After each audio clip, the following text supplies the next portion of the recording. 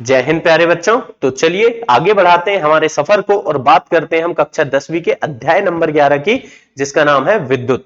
विद्युत में हमने विभव तथा विभवांतर क्या होता है इसके पहले सीख लिया था। आज हम बात करने जा रहे हैं विद्युत धारा किसे कहते हैं।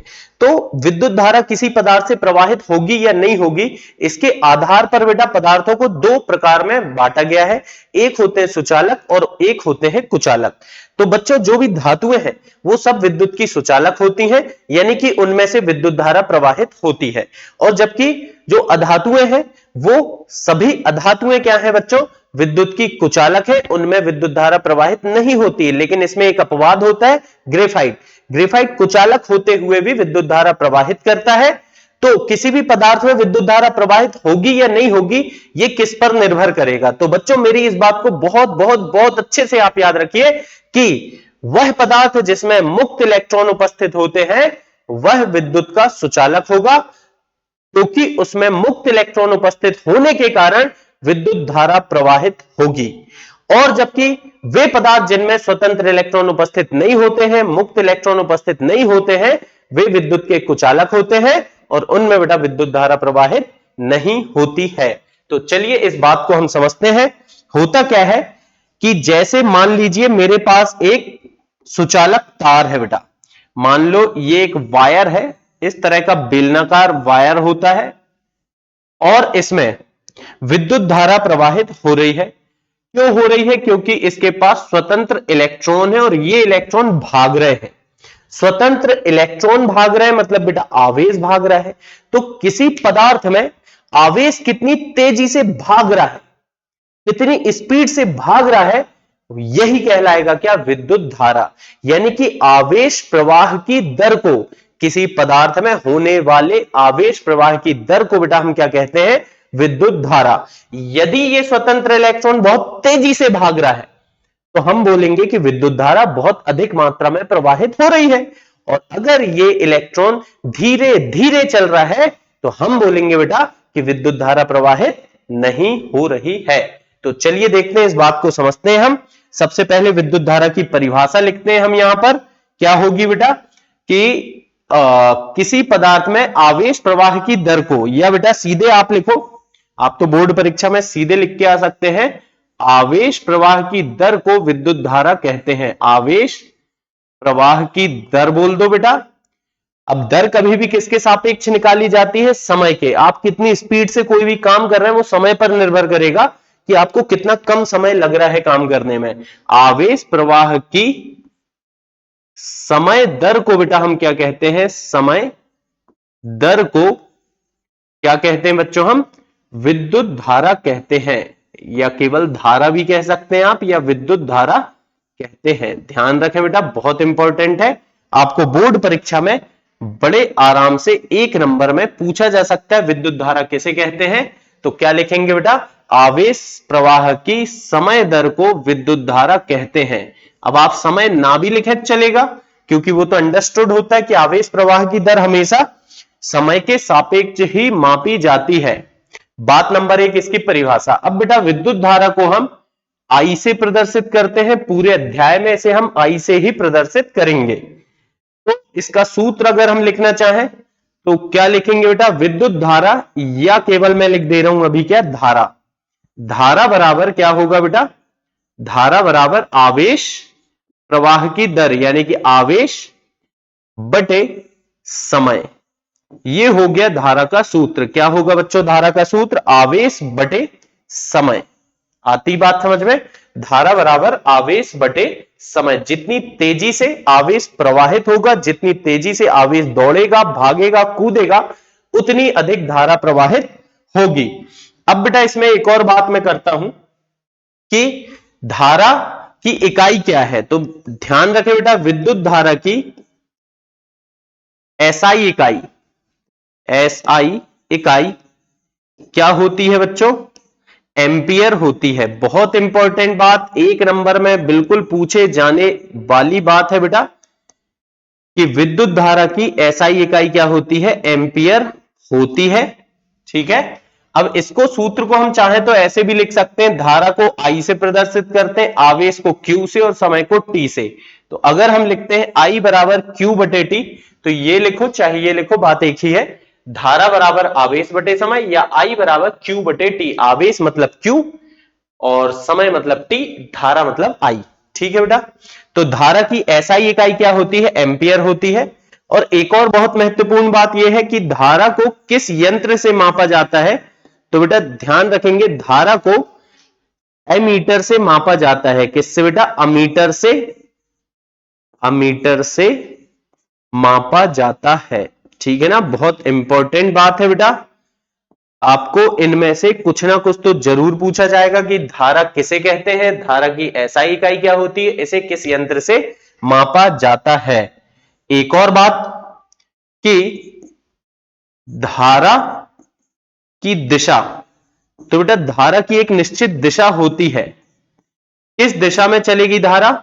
जिस दिशा में हमारा इलेक्ट्रॉन भागेगा, मुक्त इलेक्ट्रॉन यानी बेटा आवेश, जिस दिशा में आवेश भागेगा, धारा हमेशा उसके विपरीत दिशा में भागेगी। तो धारा की दिशा सदैव किसके बेटा? इलेक्ट्रॉन प्रवाह की दिशा के विपरीत होती है। प्रवाह की दिशा के विपरीत होती है। ठीक है, दिशा के विपरीत होती है। छोटी सी लेकिन बेटा काम की बात है, पूछी जा सकती है ना, और आगे चल के हमें काम भी पड़ेगी। होती है।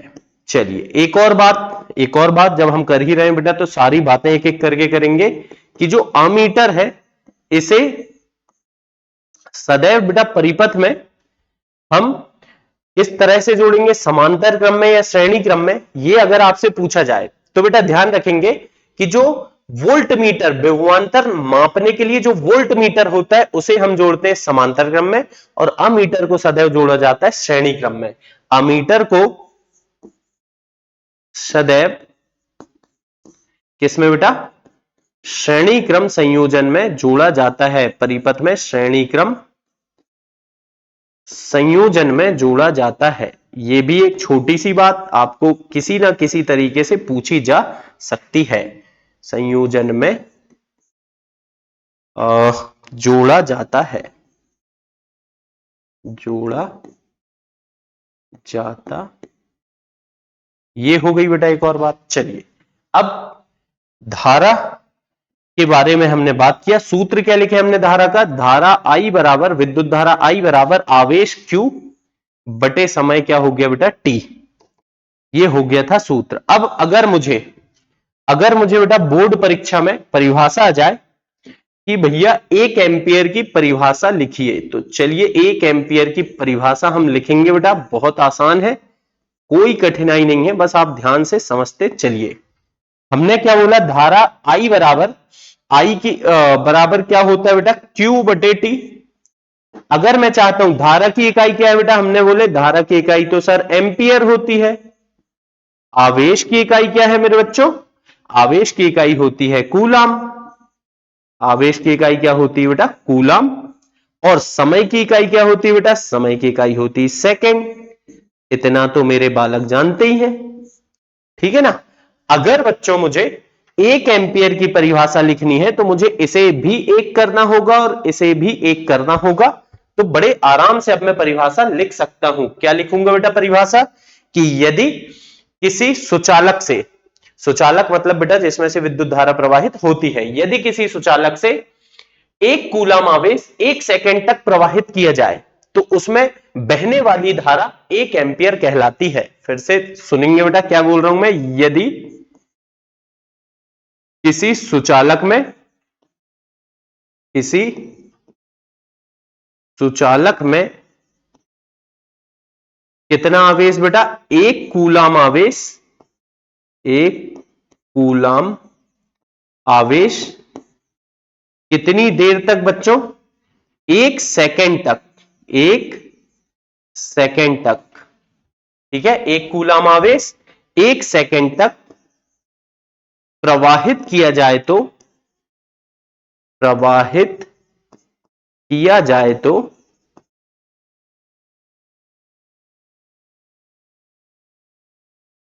उसमें बहने वाली धारा, उसमें बहने वाली धारा क्या कहलाती बेटा?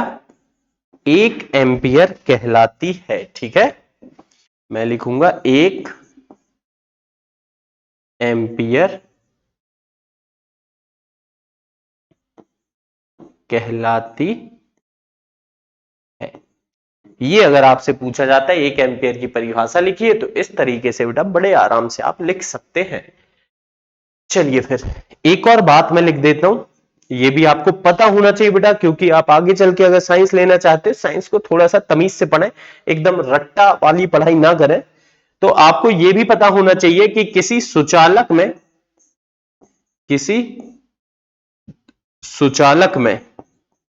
सुचालक मतलब बेटा यहां ठोस वाले जो सुचालक है उनकी बात कर रहे हैं हम, है ना। कैसे सुचालक की बात कर रहे हैं? ठोस सुचालक में धारा का प्रवाह क्यों होता है बेटा? तो धारा का प्रवाह होता है मुक्त इलेक्ट्रॉन की उपस्थिति के कारण। धारा का प्रवाह मुक्त इलेक्ट्रॉन की उपस्थिति के कारण होता है। ठीक है बच्चों, मुक्त इलेक्ट्रॉन की उपस्थिति के कारण होता है। इस तरह से हम धारा के बारे में सारी बातें कर सकते हैं। तो विद्युत धारा क्या होती है? किसी सुचालक में आवेश प्रवाह की दर क्या कहलाती है बेटा? विद्युत धारा कहलाती है, और धारा की इकाई एम्पियर होती है। इसे अमीटर में मापा जाता है, और अमीटर को सदैव बेटा श्रेणी क्रम में जोड़ा जाता है। और धारा की दिशा इलेक्ट्रॉन प्रवाह की दिशा के विपरीत होती है। इतनी बातें मैंने आपको बताया। और किसी ठोस सुचालक में धारा प्रवाहित होने का कारण क्या है बच्चों? मुक्त इलेक्ट्रॉन की उपस्थिति। चलिए अब मैं इस अध्याय का सबसे इंपॉर्टेंट टॉपिक की बात कर रहा हूं बेटा। सबसे इंपॉर्टेंट टॉपिक है, आपको बोर्ड परीक्षा में सीधे प्रश्न बना के ये पूछा जाता है। हम बात कर रहे हैं बच्चों यहां पर अब ओम के नियम की। ओम का नियम, ओम का नियम वैसे तो बच्चे लोग सीधे रट लेते हैं, लेकिन अगर आप समझेंगे तो आपको बड़े आसानी से समझ में आ जाएगा। कोई बहुत बड़ा कहना नहीं है बेटा। होता क्या है देखिए, जो आपके पास बैटरी है, यहां पर देखिए धारा दो प्रकार की होती है, दिष्ट धारा और प्रत्यावर्ती धारा। जो बैटरी होती है हमारी, जो सेल होते हैं बेटा, जो घड़ी के सेल है, मोबाइल की बैटरी है, या आपके कार की बैटरी है, या आपकी बेटा बाइक की बैटरी है, स्कूटी की बैटरी है, तो ये बैटरी जो होती है ये हमें दिष्ट धारा देती है। जबकि हमारे घर में जो विद्युत धारा प्रवाहित होती है बेटा, वो होती है कौन सी? प्रत्यावर्ती धारा। दिष्ट धारा में क्या होता है?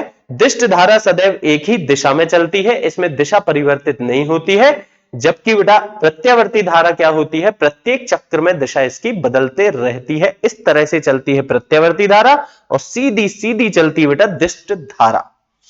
तो बैटरी से जो भी धारा मिलेगी वो दिष्ट धारा होगी बेटा।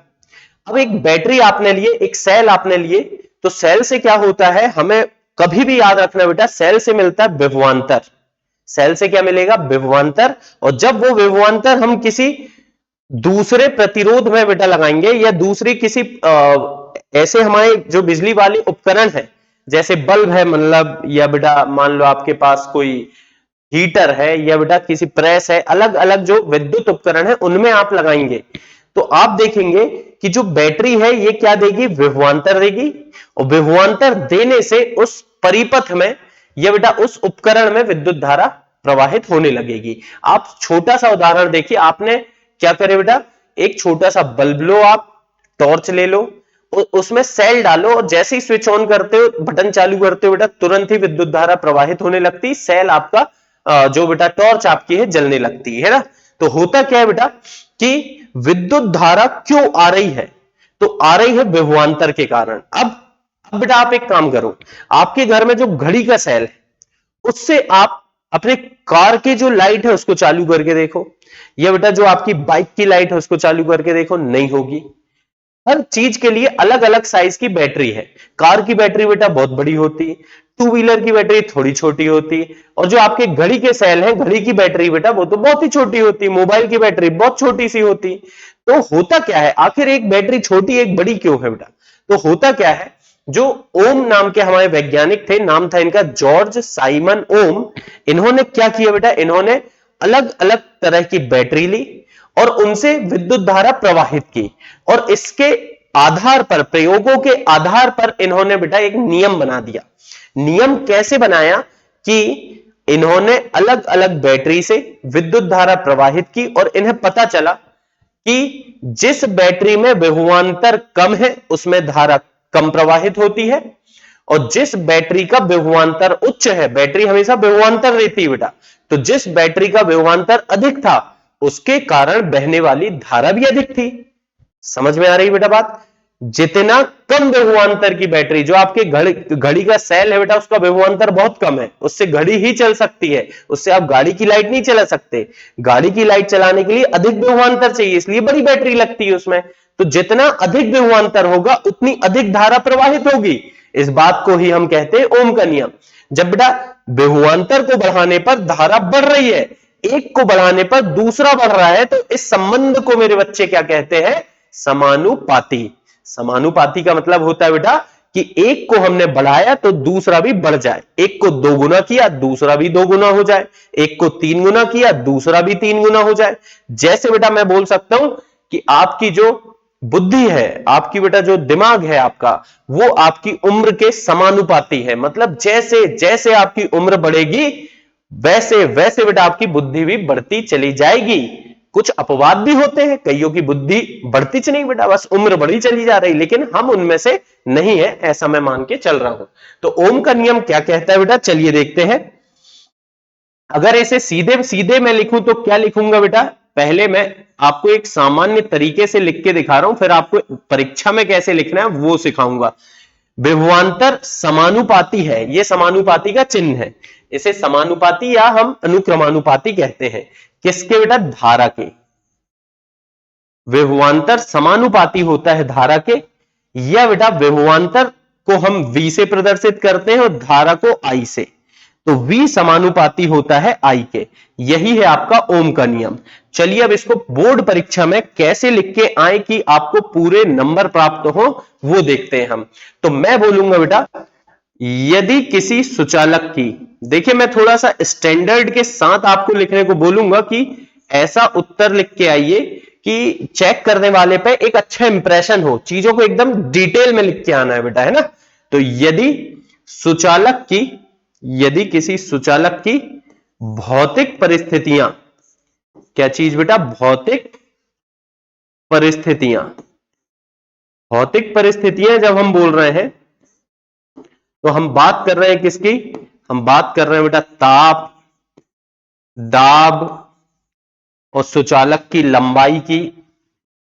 सुचालक की क्या बेटा? लंबाई। लंबाई के अलावा अनुप्रस्थ काट का क्षेत्रफल, अनुप्रस्थ काट का क्षेत्रफल, इस सब की हम बातें कर रहे हैं बच्चों, आदि। स्थिर हो स्थिर हो तो क्या होगा? पहले तो इतनी बात सुनो, यदि आपके पास एक चालक तार है बेटा, मान लो ये आपका चालक तार है, या बच्चों ऐसा लेते हैं अपन, थोड़ा सा आपको मैं समझा पाऊंगा कुछ बात। ये आपका एक चालक तार है। अब इसमें इसकी भौतिक परिस्थितियां, जैसे इसका ताप, इसका दाब, इसकी लंबाई बेटा, और साथ ही साथ अनुप्रस्थ काट का क्षेत्रफल। ये क्या होता है? जैसे ये बेटा तार है, आपने इसको ऐसा काटा, तो ये जो क्षेत्रफल आया, ये सामने का जो क्षेत्रफल दिख रहा है बेटा, इसको हम बोलेंगे अनुप्रस्थ काट का क्षेत्रफल, या हम इसको तार की मोटाई भी बोल सकते हैं, लेकिन बोलेंगे नहीं बेटा, बोलेंगे तो अनुप्रस्थ काट का क्षेत्रफल। तो अनुप्रस्थ काट का क्षेत्रफल मतलब ये सामने वाला जो क्षेत्रफल है, हम इसकी बात यहां पर कर रहे हैं, ठीक है। तो क्षेत्रफल आदि स्थिर हो तो चालक के सिरों पर लगाया गया विभवांतर, क्या लिखूंगा बेटा मैं? चालक के सिरों पर लगाया गया विभवांतर, किसके बेटा? विभवांतर किसके? उससे प्रवाहित धारा के अनुक्रमानुपाती होता है। उससे प्रवाहित या उसमें प्रवाहित धारा के, उससे ना लिखो बेटा, उसमें प्रवाहित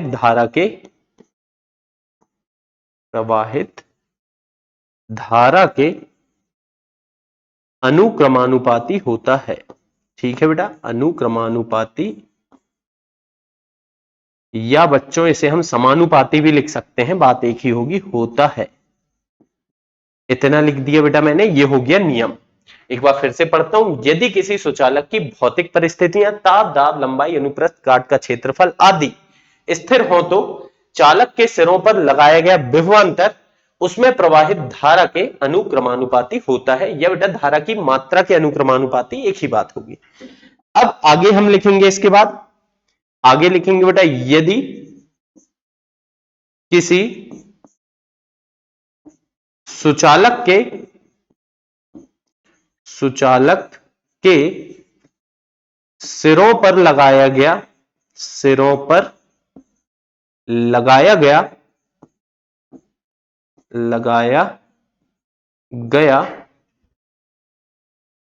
विभवांतर हमेशा बेटा सिरों पर लगाया जाता है। कैसे, मैं बताता हूं आपको। विभवांतर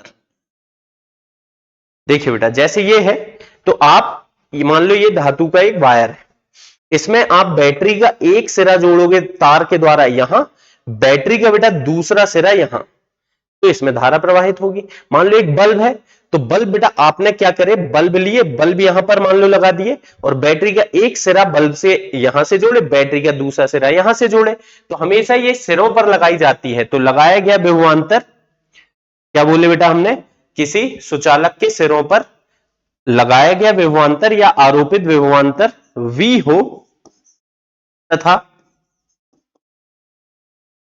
उसमें प्रवाहित धारा